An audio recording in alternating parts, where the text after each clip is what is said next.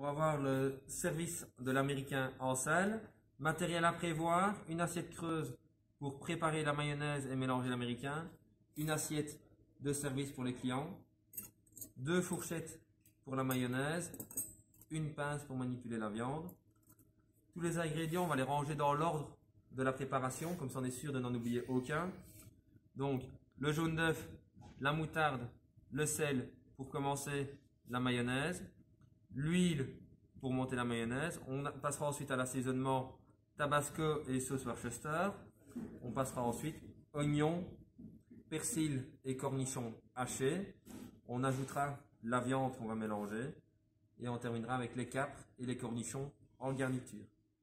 Il est très important de chaque fois avoir une cuillère par ingrédient pour ne pas mélanger les ingrédients. La première question qu'on va poser au client lorsqu'on fait un américain, c'est savoir s'il le veut fort épicé ou léger et s'il le veut mouillé ou sec. Mouillé ou sec, ça veut dire qu'il veut beaucoup de mayonnaise ou peu de mayonnaise. Il y en a qui aiment bien avec beaucoup de mayonnaise, d'autres qui préfèrent avec peu de mayonnaise. Donc une fois qu'on a posé les deux questions, qu'on a les deux réponses, on peut commencer à préparer l'américain. Je prends simplement le jaune d'œuf que je vais venir mettre dans mon assiette. La moutarde,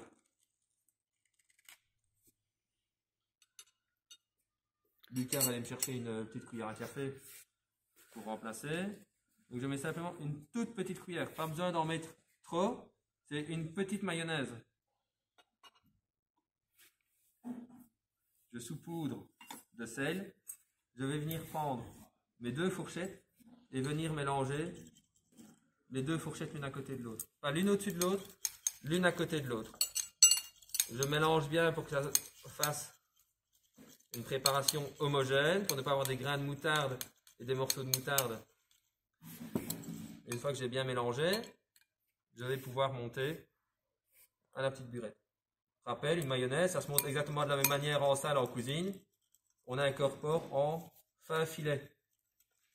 On travaille évidemment avec une petite burette d'huile et pas avec la grosse bouteille industrielle d'huile. Il est important d'avoir des sous-tasses en dessous de chaque préparation pour être sûr de ne pas salir la nappe. Je mélange bien à chaque fois, je ne laisse pas l'huile stagner, il faut vraiment que je mélange et chaque fois les fourchettes l'une à côté de l'autre. C'est extrêmement important.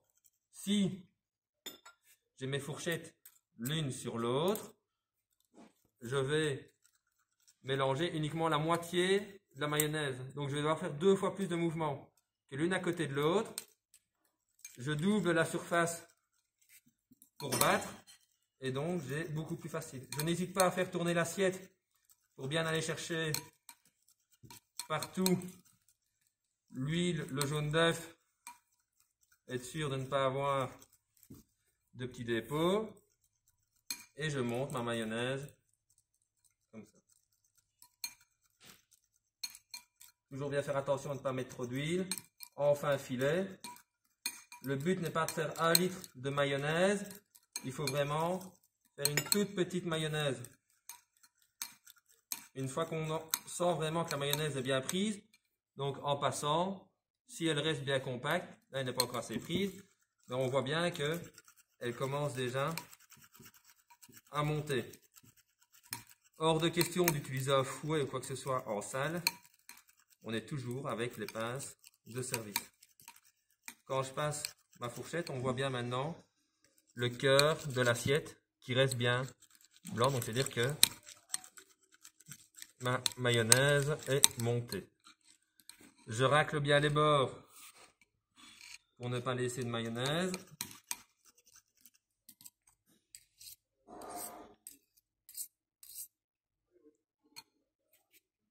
Assaisonnement. Un petit tour de moulin à poivre. Le tabasco, c'est du piment. Donc, c'est juste 2 gouttes. Pas besoin de mettre beaucoup plus. Maintenant, si le client vous demande très piquant, n'hésitez pas à en mettre beaucoup plus. Sauce Worcester, c'est très salé, donc il faut vraiment en mettre un tout petit peu. Dans certains restaurants, il y aura une ménagère avec tabasco et sauce Worcester à table pour que le client puisse assaisonner, réassaisonner correctement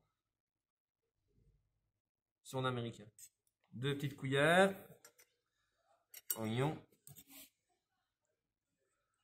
persil, cornichons hachés. Je remets chaque fois la cuillère dedans pour ne pas salir mon assiette de base. Ça ne sert à rien de venir salir l'assiette qui va changer la préparation et la présentation surtout du plat. Une fois que j'ai ma mayonnaise avec mes herbes, je prends ma pince et je vais chercher le hachis.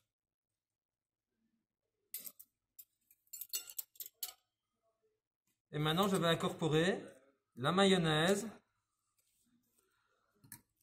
à l'américain. Il faut vraiment que toute la mayonnaise enrobe toute la viande. Donc, j'écrase à chaque fois avec la fourchette la viande hachée pour être sûr qu'il n'y ait pas de morceaux de viande qui ne soient pas assaisonnés à la mayonnaise. C'est extrêmement important qu'il y ait, regardez ici, j'ai encore des morceaux sans mayonnaise, donc il faut vraiment bien mélanger pour qu'il y ait de la mayonnaise sur chaque petite partie de la viande. Je n'hésite pas à racler de temps en temps le bord pour aller bien rechercher toute la sauce. Je remélange une dernière fois pour vérifier que je n'aille pas de viande encore crue non assaisonnée. À la fin de la préparation, je vais ajouter les capres. Je les mets uniquement à la fin car les capres sont encore entières. Et donc, il faut vraiment juste simplement remélanger légèrement. Si je les avais mis avant, elles auraient été décomposées dans la préparation. Donc, je reprends mes capres entières que je viens ajouter à la préparation. Et je vais simplement remélanger délicatement. Délicatement, c'est le plus important. Et je m'arrête là, je n'écrase plus du tout. Je viens racler les bords et je remets vraiment mon américain au centre de l'assiette. Et je vais venir racler mon américain comme ceci. Je le transfère sur mon assiette pour le client. Je racle le bord d'assiette et je remets toujours au-dessus. Je ne mets jamais sur les côtés. Parce que lorsque je vais devoir dresser mon américain, je dois donner une belle forme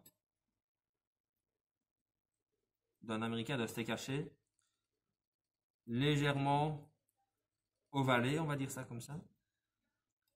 Alors il faut vraiment que tous les bords soient parfaitement dressés, parfaitement lisses.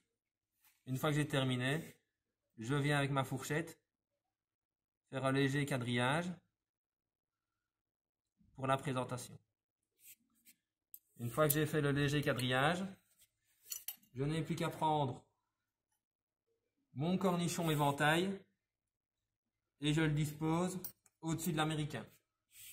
Je peux reprendre les fourchettes pour vraiment bien l'incruster. On a donc notre assiette qui est propre. Si on a éventuellement dépassé et fait des petites traces de viande crue, on peut prendre une serviette pour essuyer et rendre l'assiette parfaite. Ici, à l'école, on va ramener l'assiette en cuisine, elle va être redressée en cuisine. Dans les restaurants, l'assiette arrive déjà garnie avec la salade, les tomates et tout l'accompagnement qui va avec l'assiette.